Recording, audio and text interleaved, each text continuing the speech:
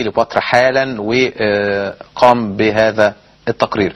محمد رحت احكي لي اللي حصل. احكي لك ايه، انا اول مره يبقى جاي معاك البرنامج مش مبسوط بصراحه. يعني نتخانق على حلقه، انا ما طلعتش في حلقه النهارده، لا ده انا ما زعلوش التقرير ده ما طلعتش ماتش.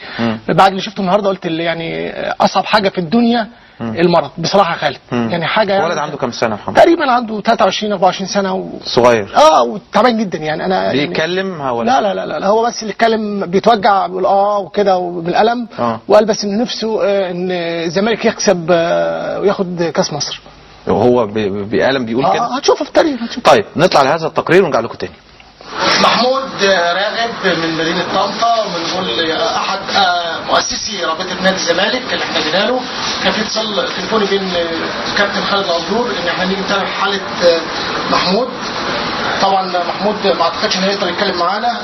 حاج طرد احمد محمد رابط والد هنا محمود والله من حوالي 3 شهور كده. 3 شهور بس. كان يعني بدأ بعملية ترجيع وصداع بسيط كده، فتابعنا موضوع الترجيع مع دكتور باطنة، وبعدين الصداع بدأ يزيد، فعملنا أشعة مقطعية اتضح انه عنده ورم في المخ يعني. وبعد كده حللنا عينة فطلع انه عنده ورم خبيث في المخ وكده يعني. والحمد لله. انتوا جيتوا النهارده مستشفى كليوباترا وكان في اي مشاكل في الدخول؟ لا والله، المهندس ممدوح عباس مشكورا يعني بعت ناس من نادي الزمالك. خلال البرنامج دي يمكن الكابتن خالد الغندور اتكلم على حاله محمود مرتين. ايوه يا فندم. ايوه يا فندم. والاستاذ ممدوح عباس تولى تولى وبعت ناس من نادي الزمالك ودخل المستشفى يعني بمعرفه الباشمهندس ممدوح عباس. انت في حاجه انت على المستوى الشخصي في اي معوقات بالنسبه لك؟ لا الحمد لله الحمد لله، رابطه نادي الزمالك واقفه معاه من اول مشوار. دول من رابطه نادي الزمالك، ومش من اول ما محمود رقد والرابطه مش سايباني خالص صراحه يعني. وجمهور الزمالك على مستوى العالم. كلنا جمهور الزمالك وجمهور الاهلي وجمهور مصر كل الناس بندعي له بالشفاء ان شاء الله. الحمد لله الحمد لله.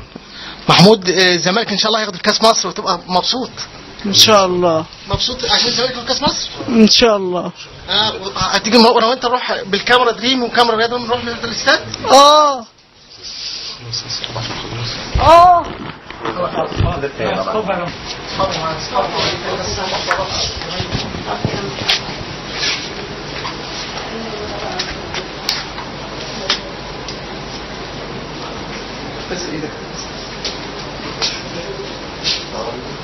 ان شاء الله يوم 25 هتبقى معانا في الاستاد. قول يا رب ان شاء الله. قول يا رب قول يا رب. هتبقى معانا في الاستاد يوم 25 ان شاء الله. قول يا رب. نرفع الكاس. قول يا رب يا حود. قول يا رب. مع بعض ان شاء الله. قول يا رب يا حود. كاس مصر ان شاء الله. ان شاء الله يا حود. ان شاء الله. ان شاء الله. ان شاء الله. قول يا رب قول يا رب. قول يا رب يا حبيبي.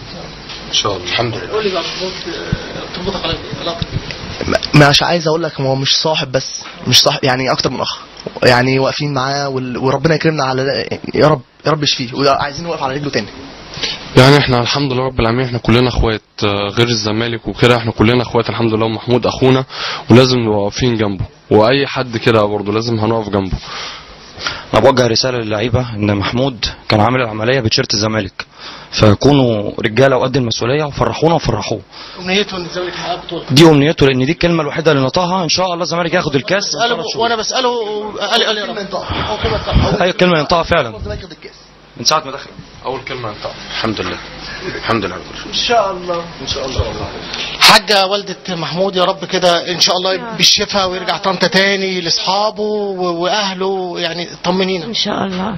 الحمد لله نحمد ربنا ونشكر فضله على كل اللي يجيبه لنا. بس انا يعني بناشد كل المسؤولين وكل افراد اي حد من فريق الزمالك انه يقفوا جنبه للنهايه عشان يقف على الاستاذ ممدوح عباس يعني بدا يعني الحمد لله. انا بشكره على كده يعني، والحمد لله. بس يعني ان شاء الله باذن ربنا، يعني لانه هو شاب مصري قبل اي حاجه وبيحب الزمالك، يعني بص في دمه كده يعني. بيدرس ولا بيشتغل؟ لا هو خلص ما خلص دراسه، معاه دبلوم.